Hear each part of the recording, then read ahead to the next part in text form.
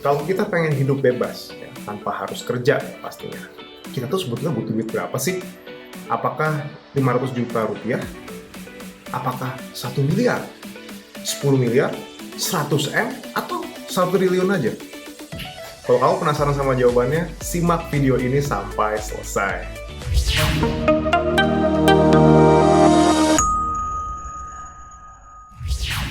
Halo teman-teman semua, perkenalkan saya Aulia Akbar dan selamat datang di channel YouTube Uang Kamu ya.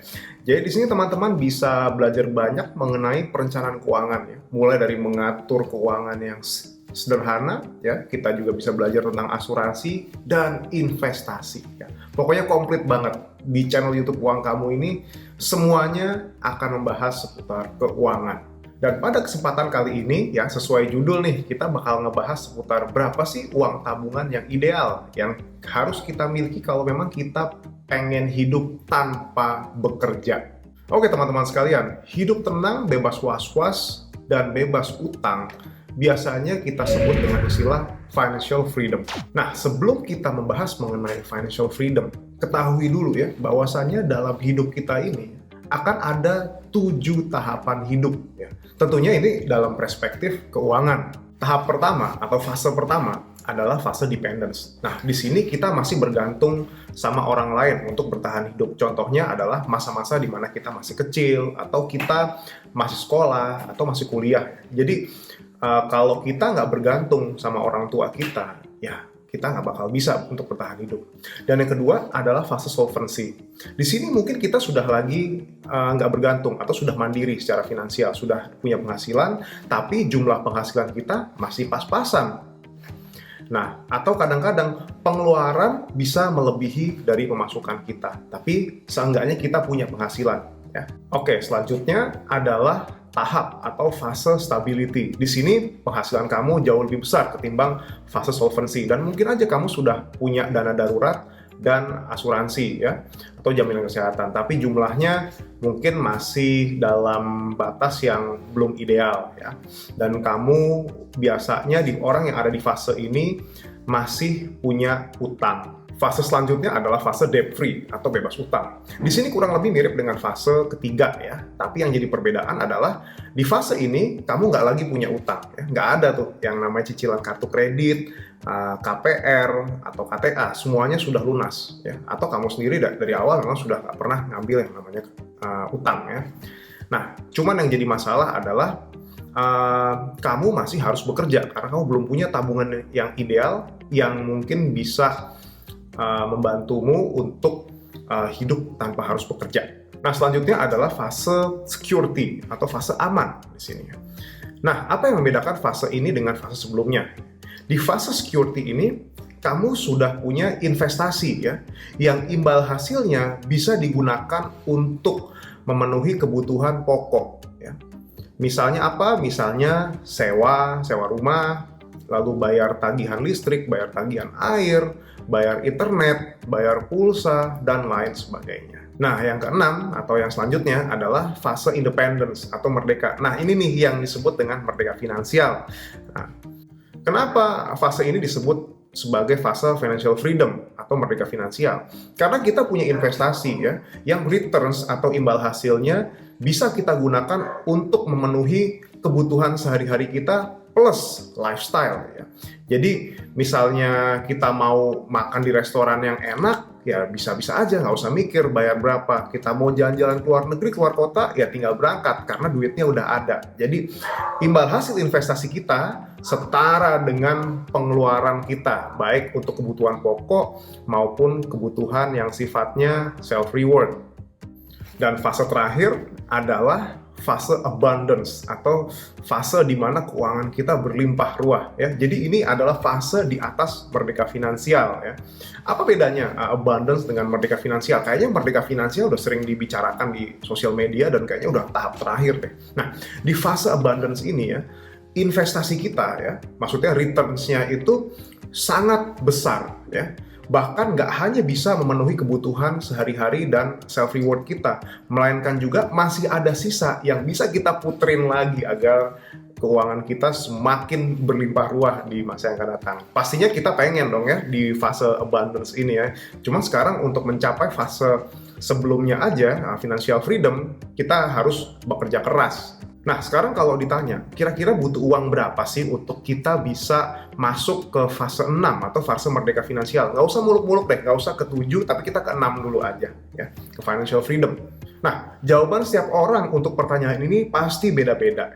Ada yang dibilang, wah 1 miliar itu masih kurang. Ada yang bilang 5 miliar aja kurang, 10 miliar juga kurang, bahkan 100 miliar atau 1 triliun itu masih kurang. Kok bisa gitu ya? Jawabannya karena semuanya itu tergantung sama gaya hidup dan pengeluaran kita. Oh, no. Ketika standar gaya hidup kita sejak dulu memang sudah mewah, maka uang 1 miliar ya untuk merdeka finansial saya rasa akan kurang. Dia mungkin butuhnya 10 miliar atau di atas itu. Tapi kalau sebaliknya, sejak kecil mungkin dia terbiasa dengan gaya hidup sederhana, dia nggak neko-neko untuk hal self-reward atau buat kehidupan sehari-harinya, maka uang 1 miliar bisa dibilang cukup besar dan bahkan itu bisa dia manfaatkan untuk menggandakan penghasilannya lagi di masa yang akan datang. Oke, sekarang mari kita lakukan perhitungan untuk pengeluaran kita ya. Saya akan gunakan kalkulator financial planning dari uang kamu. Oke, anggaplah dengan penghasilan 15 juta sebulan, pengeluaran kamu adalah 10 juta setiap bulannya ya. Dan itu sudah mengcover seluruh biaya untuk kebutuhan pokok sampai lifestyle. Kalau dalam sebulan pengeluarannya adalah 10 juta, maka kalau disetahunkan ya tinggal dikali 12 ya, jadi 120 juta.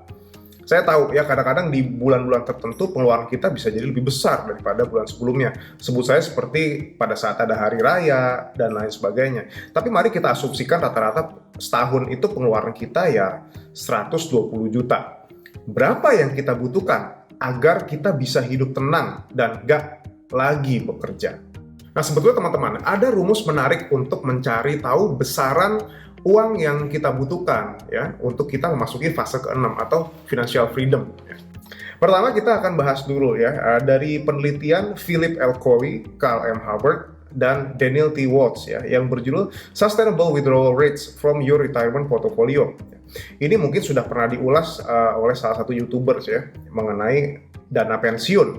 Nah, riset ini akan mengungkap berapa persen penarikan dana rutin yang aman ya. Dalam artian apabila investasi kamu tuh ditarik terus setiap tahunnya, nah investasi ini akan terus menggulung dan uangnya nggak bakal habis di situ. Nah, jawaban dari riset ini adalah 4%. Nah, kalau teman-teman perhatikan di tabel ini ya, ini merupakan simulasi dari penarikan dana investasi dan coba lihat yang 4%. Tertera ya, di sini ada angka 100. Apa maksudnya dari angka 100 itu? Maksudnya adalah dalam 20 tahun, 25 tahun, dan 35 tahun, meski kamu melakukan penarikan rutin dari total investasi kamu yang ada di saham dan obligasi sebesar 4% per tahun, dana investasi kamu itu yang di sini nggak bakal habis. Karena return saham dan obligasi itu besarannya di atas 4%. Jadi kalaupun ditarik 4%, masih ada dana nganggur yang bakal diputar seperti yang tadi saya jelaskan ya. Oleh karena itu, muncullah rumus aset investasi yang ideal buat kamu sama dengan 1 dibagi 4% dikali pengeluaran tahunan. Atau gampangnya adalah 25 kali pengeluaran tahunan. Jadi kalau ditanya berapa tabungan yang ideal buat kita apabila kita pengen hidup bebas tanpa bekerja, ya jawabannya adalah 25 kali pengeluaran tahunan kamu. Kalau pengeluaran tahunannya aja 120 juta, berarti dana yang dibutuhkan untuk merdeka finansial atau berada di fase 6 itu adalah 3 miliar. Oke, selain rumus pertama, saya juga punya rumus kedua nih buat ngitung tabungan financial freedom ya. Kali ini kita akan menggunakan 2 acuan, yaitu besaran imbal hasil investasi rendah risiko. Dan yang kedua adalah rata-rata inflasi di Indonesia. Rumusnya adalah tabungan financial freedom sama dengan pengeluaran tahunan dibagi imbal hasil investasi rendah risiko dikurangi inflasi.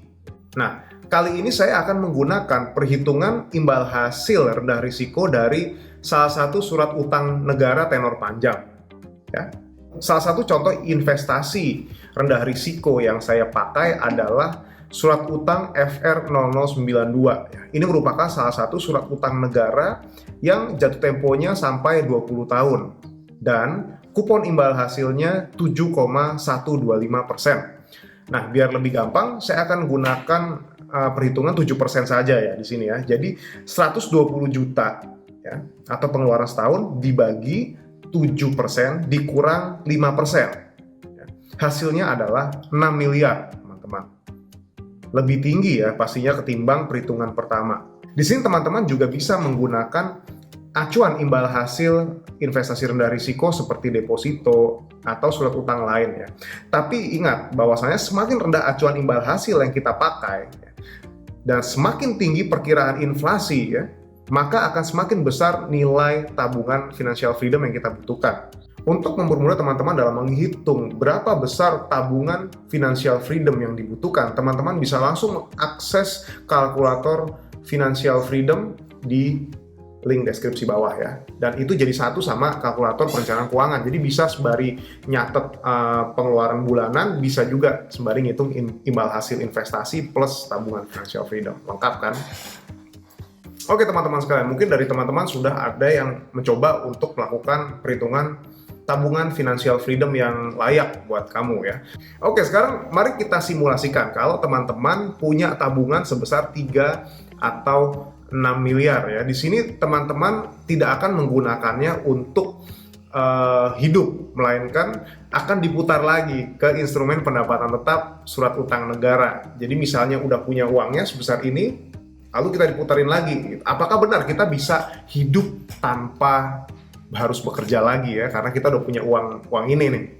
Kenapa kok surat utang negara ini saya pilih sebagai instrumen pendapatan tetap? Karena surat utang negara adalah instrumen yang risk free dalam risiko gagal bayar.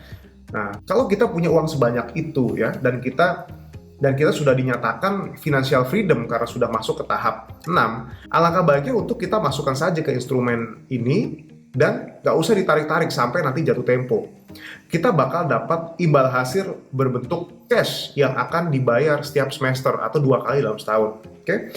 Anggap saja sekarang investasinya di FR0093. Ini merupakan salah satu surat utang negara yang jatuh temponya 10 tahun ya. Nah, berapa imbal hasil yang kita dapatkan? Kalau modalnya adalah 3 miliar ya, dan kupon imbal hasilnya 6,375 ya. Nah, berarti kita akan mendapat imbal hasil setahun sebesar 172 juta. Nah, kalau dihitung bulanan ya kurang lebih 14 jutaan. Jumlah ini lebih besar ketimbang pengeluaran bulanan kita ya. Dan imbal hasil ini bakal kita dapat selama 10 tahun. Mengingat jatuh tempo dari investasi ini adalah 10 tahun. Lantas berapa kalau misalnya modalnya adalah 6 miliar?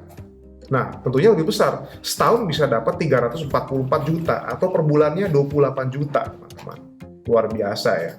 Nah, begitulah kurang lebih perhitungannya. Sekarang tinggal pilih yang mana. Apakah teman-teman pengen diamkan saja uang sebesar 3 atau 6 miliarnya dan ditarik terus setiap bulannya 4%, bisa juga seperti itu. Atau teman-teman masukkan saja ke surat utang negara, nanti akan keluar pendapatan pasif ya, yang kita bisa nikmati tanpa kita harus bekerja.